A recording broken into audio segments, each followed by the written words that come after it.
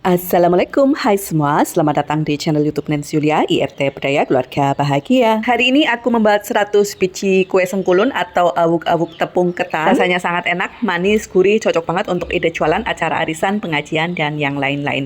Bahan-bahannya murah dan mudah didapat, cara membuatnya juga gampang banget. Tanpa berlama-lama lagi, yuk kita langsung saja ke cara pembuatannya. Untuk membuat 100 biji kue sengkulun, aku menggunakan 1 kg beras ketan. Jadi berasnya aku cuci terlebih dahulu, kemudian ditiriskan 30 menit. Setelah 30 menit, kemudian disiram lagi dengan menggunakan air bersih. Kemudian tiriskan lagi selama 30 menit. Setelah itu aku bawa ke tukang penggilingan tepung. Sebenarnya bisa juga menggunakan tepung beras ketan yang siap pakai, yang kemasan itu. Tapi terus terang aku kurang suka, kurang puas dengan hasilnya. Jadi aku membuat tepungnya mulai dari nol. Bila kalian punya alatnya, punya chopper atau blender mungkin bisa digunakan untuk membuat tepung beras ketan. Untuk 1 kg beras ketan ini bisa menghasilkan 1.200 sampai 1.250 gram tepung ketan. Jangan lupa untuk mengangin-anginkan tepung ketannya agar kadar airnya bisa berkurang. Langkah pertama kita akan membuat adonan yang berwarna putih. Di sini aku memakai 800 gram tepung beras ketan, kemudian 800 gram kelapa parut. Kelapanya ini tidak terlalu tua juga tidak terlalu muda. Jadi perbandingan antara tepung beras ketan dan kelapa parutnya itu 1:1 ya teman-teman. Kemudian untuk penggunaan gula pasir ini separuh dari berat tepung beras ketannya, yaitu sebanyak 400 gram. Kemudian tambahkan 2 sendok teh garam agar rasanya nanti lebih gurih. Tambahkan juga dengan 1 sendok teh vanili bubuk. Untuk cara mengadonnya atau mencampurnya ini sangat mudah ya teman-teman, hanya diawur-awur seperti ini. Jangan diuleni seperti membuat kue yang lain ya teman-teman. Kalau kue sengkulun ini cukup diawur-awur seperti ini pelan-pelan dengan menggunakan 2 telapak tangan sampai semua bahan tercampur rata, tercampur dengan baik dan benar. Bila ada tepung yang bergerindil atau menggumpal, bisa diurai dengan menggunakan telapak tangan ya. Atau ada sisa-sisa kelapa parut yang terlalu besar, sebaiknya ini disisihkan.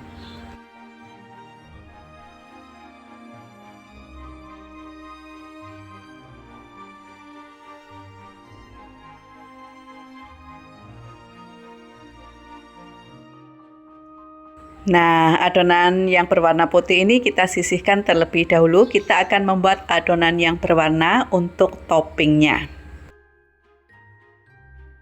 Pertama kita akan campur kelapa parutnya dengan pewarna makanan terlebih dahulu. Jadi nggak langsung dicampur dengan tepung beras ketan dan gula pasirnya ya teman-teman. Tapi hanya kelapa parut dan pewarna makanan saja. Agar nanti hasilnya dia warnanya bagus, nggak celemokan.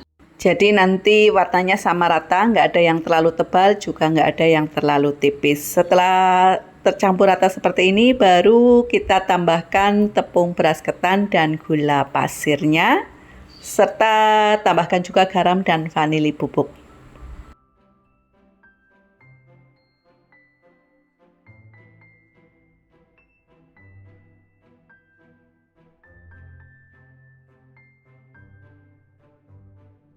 Untuk cara mencampur atau mengadonnya pun tetap sama ya teman-teman, cuma diawur-awur, diaduk-aduk seperti ini. Bila kalian pikir video ini bermanfaat, silahkan di-share di media sosial kalian masing-masing. Bila masih ada pertanyaan, silahkan tulis di kolom komentar. Bagi yang belum subscribe, silahkan subscribe terlebih dahulu agar kalian nggak ketinggalan ide-ide jualan kue tradisional terbaru dari channel YouTube Nancy Yulia.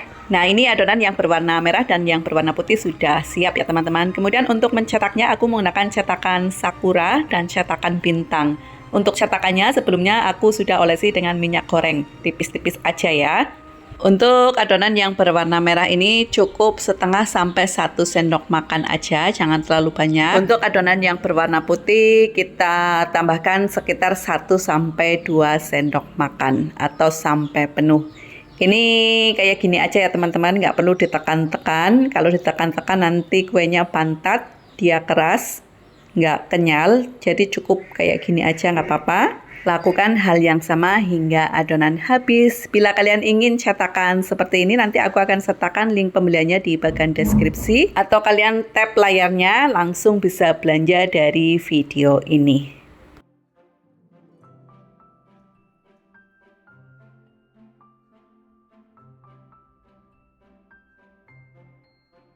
Sebelumnya aku sudah panaskan panci pengukus sampai air mendidih dan beruap banyak. Kemudian kita akan kukus kue sengkulunya selama 25-30 menit atau sampai matang dan tanak.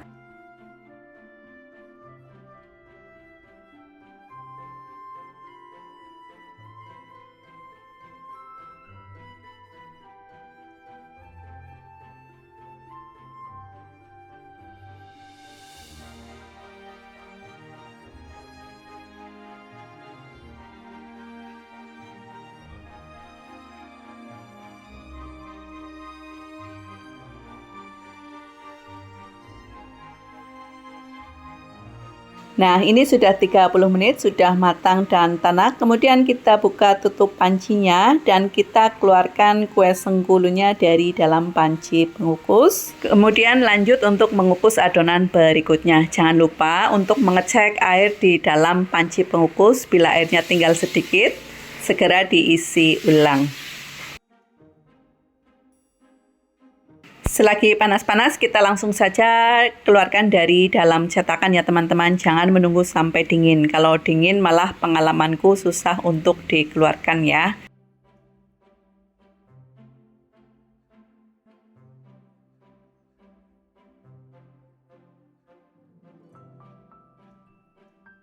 Untuk satu resep ini aku bisa menghasilkan 100-105 biji. Kalau kalian bikin mungkin hasil bisa lebih banyak ataupun lebih sedikit tergantung dari besar kecilnya cetakan yang kalian pakai ya. Hasilnya ini kue sengkulunya sangat enak, legit, gurih, ada manis dan asin-asinnya sedikit ya teman-teman. Dan ini juga lembut. Walaupun sudah dingin dia nggak bakalan keras dan kuenya ini awet 24 jam pada suhu ruang. Jadi ini recommended banget ya teman-teman resepnya, bisa untuk ide jualan, acara arisan, pengajian dan yang lain-lain. Agar tampilannya lebih cantik dan menarik, lebih bersih dan higienis, aku akan kemas dalam kemasan single pack. Untuk mikanya ini aku memakai mika ukuran 7C. Untuk link pembeliannya nanti aku akan sertakan di bagian deskripsi, atau kalian bisa langsung belanja dari video ini.